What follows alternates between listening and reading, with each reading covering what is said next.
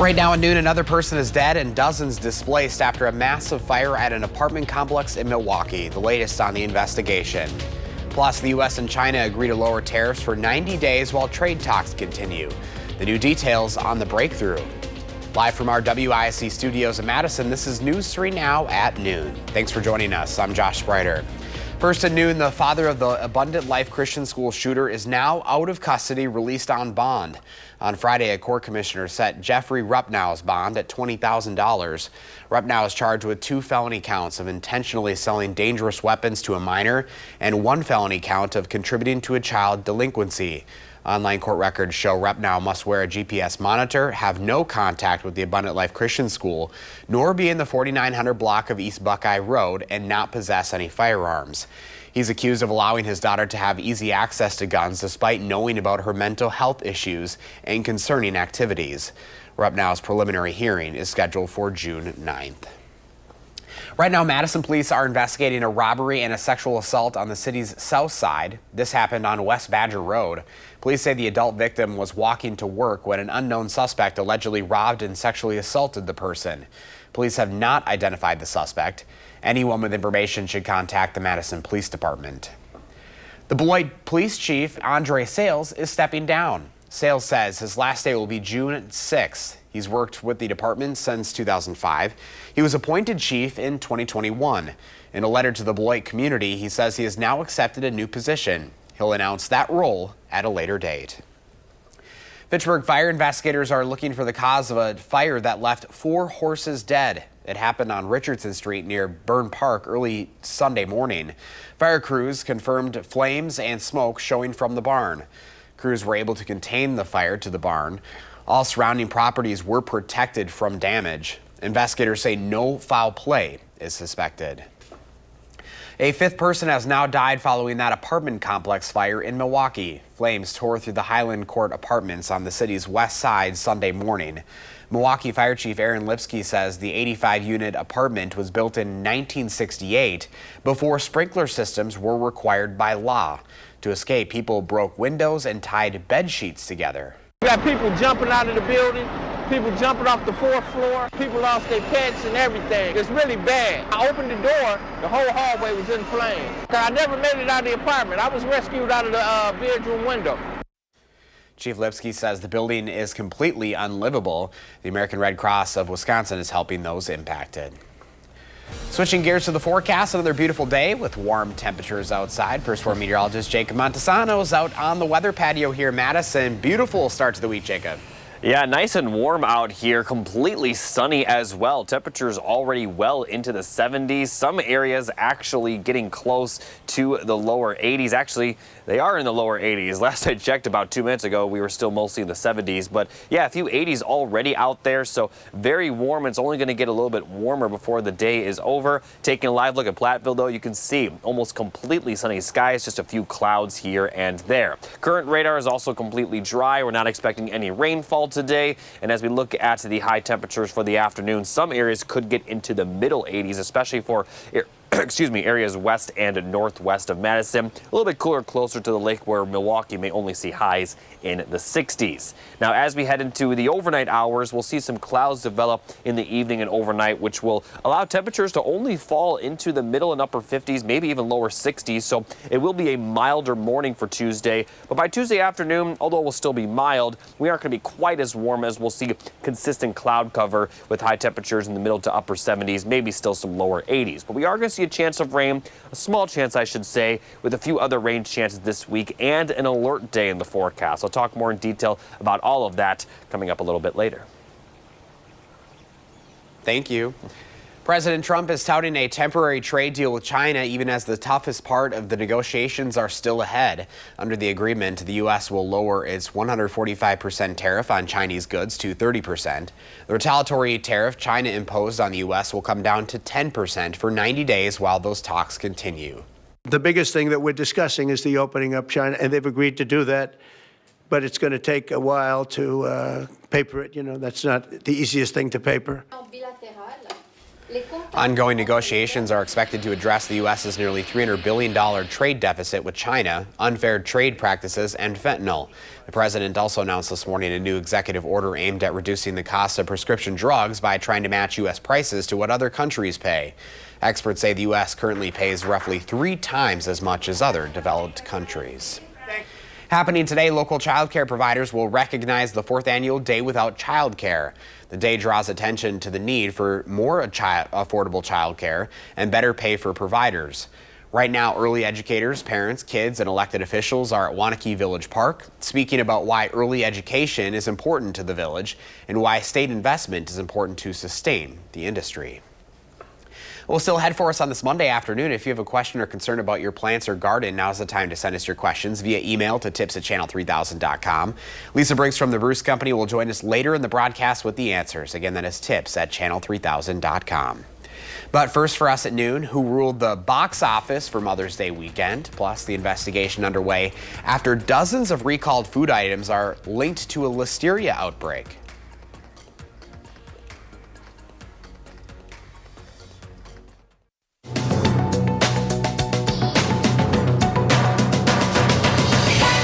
The FDA and CDC say they're investigating whether dozens of recalled fresh and ready foods items are linked to a listeria outbreak in California and Nevada. At least 10 people have been hospitalized. The packaged meals were sold under the brand names Fresh and Ready, City Point Market Fresh Food to Go, and Fresh Take Crave Away in vending machines and break room areas across 4 states, Arizona, California, Nevada, and Washington. Consumers are urged to throw away recalled products and contact the company for a full refund. A full list of the recalled items can be found on the FDA's website. Action and horror ruled the box office for Mother's Day week. Marvel's Thunderbolts was at the top for the second weekend in a row, pulling in more than $33 million domestically. Meanwhile, Sinners continued to take a bite out of the box office at second with more than $21 million. And a Minecraft movie is still going strong at third with $8 million. And the iconic arcade game Pac-Man is turning 45 this year. Krispy Kreme is celebrating with 3 new donuts based on the game's well-known characters starting today. This week, guests can gobble up a free donut from 7 to 9 a.m., 5 to 7 p.m., or whenever the hot light is on. The chain wants to give out 45,000 free donuts. That's your CBS News Money Watch report. For more, log on to cbsmoneywatch.com. At the CBS Broadcast Center, I'm Jesse Mitchell. Here are the stock numbers at the noon hour. The Dow is up more than 1,000 points, 1,034. NASDAQ up 716, and the S&P 500 up this hour 158. Pam has the farm numbers ahead, and Jacob is back with the first warn forecast and later on Live at 4. This time of year marks both the end and beginning of major chapters in students' lives. How you can help your children through the emotional transition.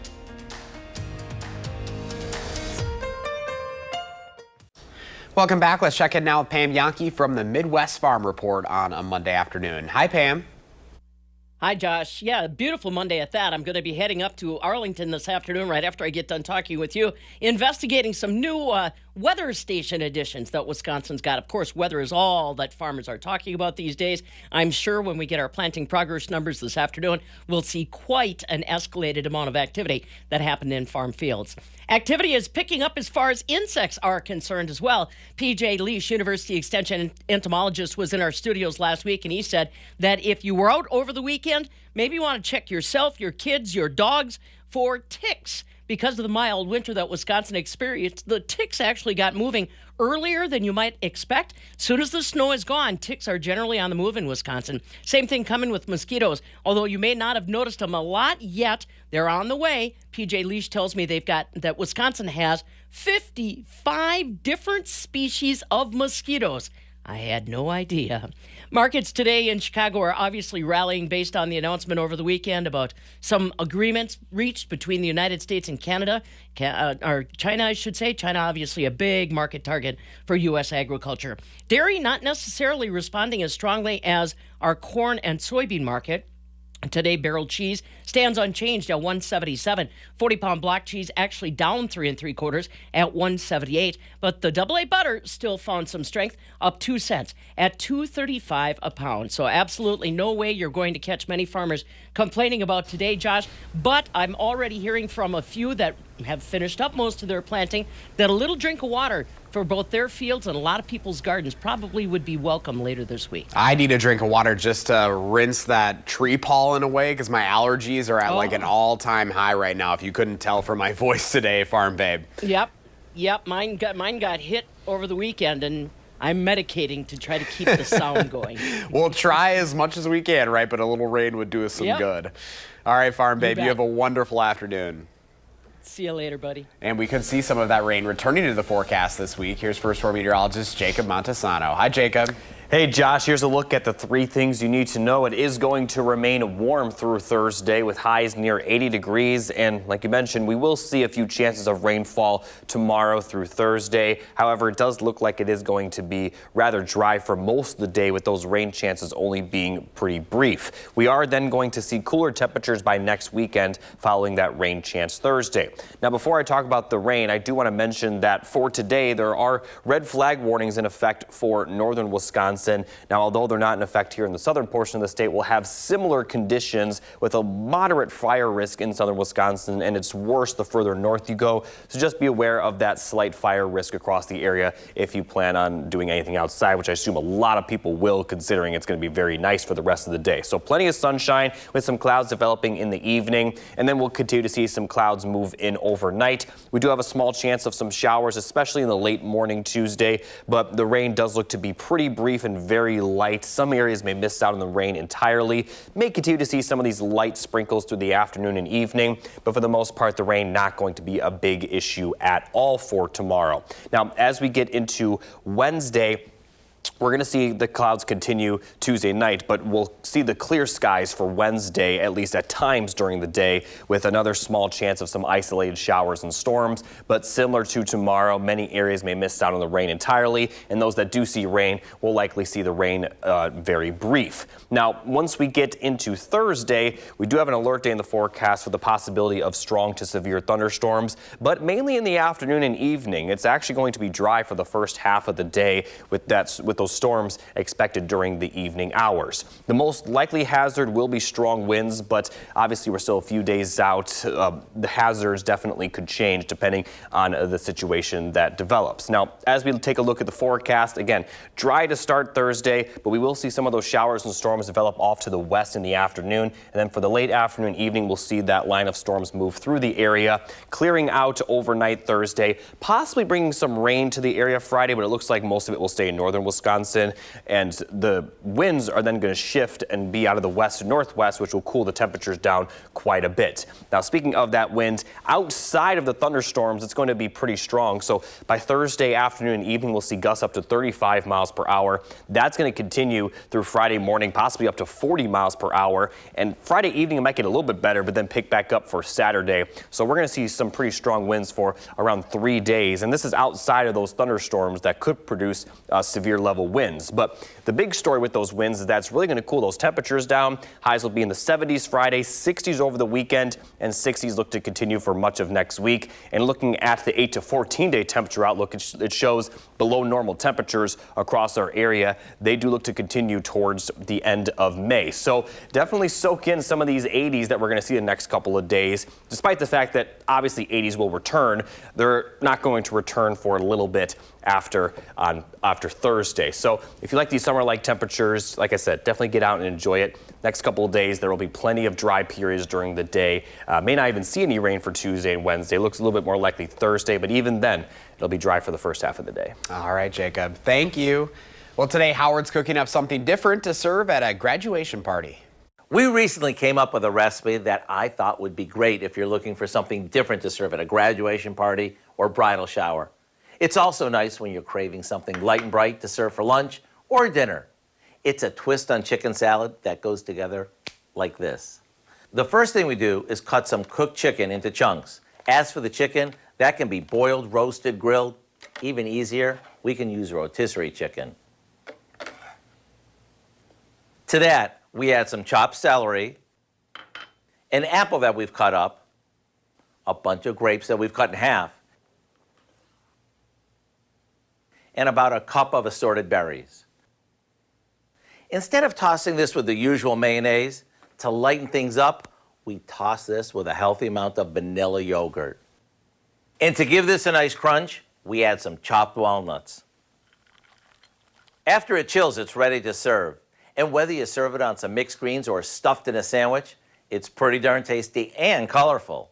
So here's what I suggest. Go to our website and print out a copy of our berry grape chicken salad recipe. I'm Howard in the Mr. Food Test Kitchen, where today we found a light and bright way for you to say, ooh, it's so good. Ahead at noon, Lisa Briggs from the Bruce Company is here answering your plant and garden questions. Email them to tips@channel3000.com. We'll get the answers next.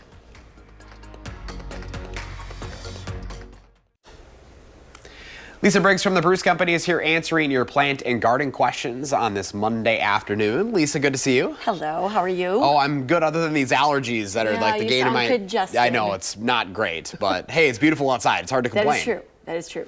What do we have here today? So this is one of my favorite annuals. This is called Garden Meister Fuchsia. And it's a plant that does well in shade that hummingbirds love. And that's kind of hard to find plants in a shady garden that attract hummingbirds. It's got the color, it has a long tubular shaped flower full of nectar. So if you have a shady garden and you want to attract hummingbirds, this is a really good one to use. Matches my tie today, too. It does match your tie I love today. it. It's All right, like we got a lot somebody of questions to get to today. We're going to start off with Jill. Jill sent me some photos via email. We appreciate her for that. She says she has 2 plants that are overtaking her garden.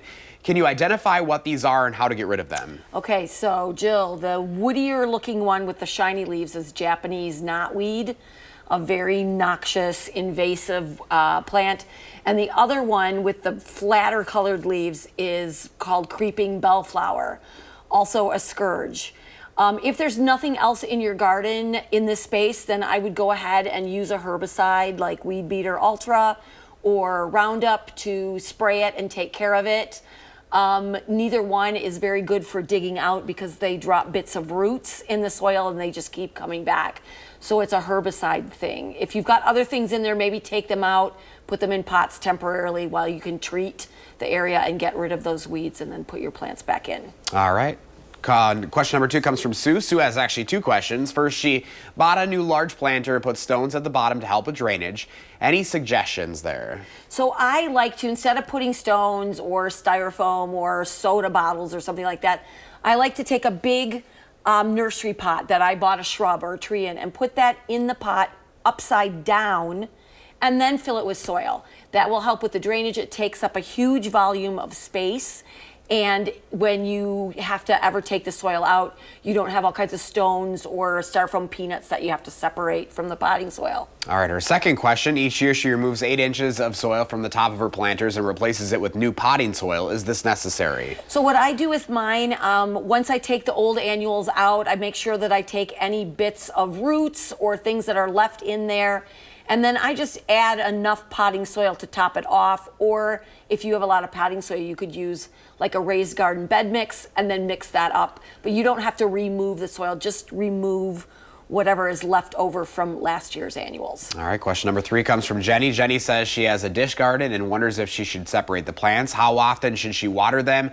Also, the green part of her Christmas cactus is bending from the flowers. Should she stake it or repot it? So it depends on the dish garden situation. It depends on what things are in there. Some dish gardens are put together and the plants play well together, and others they don't. So I would send some photos to the plant desk. That's plantdesk@brucecompany.com. And then that way we can ID the plants and answer your question in a better way. And same thing for your Christmas cactus. Just send those to the plant desk and we will email you right back with some answers. All right, let's get one real quick here. Cheryl asks why some of her tulips are not flowering, only the leaves come up. Should she dig up the bulbs? I would leave the bulbs alone for now. If they have come up with green growth, just let that yellow until you take it off. We've heard a lot of reports about tulips not blooming, and I'm wondering if it's something to do with the super dry winter that we had. Oh, that could be. All right, good questions today. Thanks. Oh, it's so nice outside, other than the allergies. Lisa, thank you. Let's go to Jacob for a final check. Yeah, we're going to see nice weather for the rest of today. Highs in the lower 80s. Highs will remain at near 80 through Thursday. Tuesday and Wednesday, we do have a small chance of rain, but it should be dry much of the day. Alert day Thursday evening for the severe weather. All right, thanks for joining us. We'll see you for Live at 4.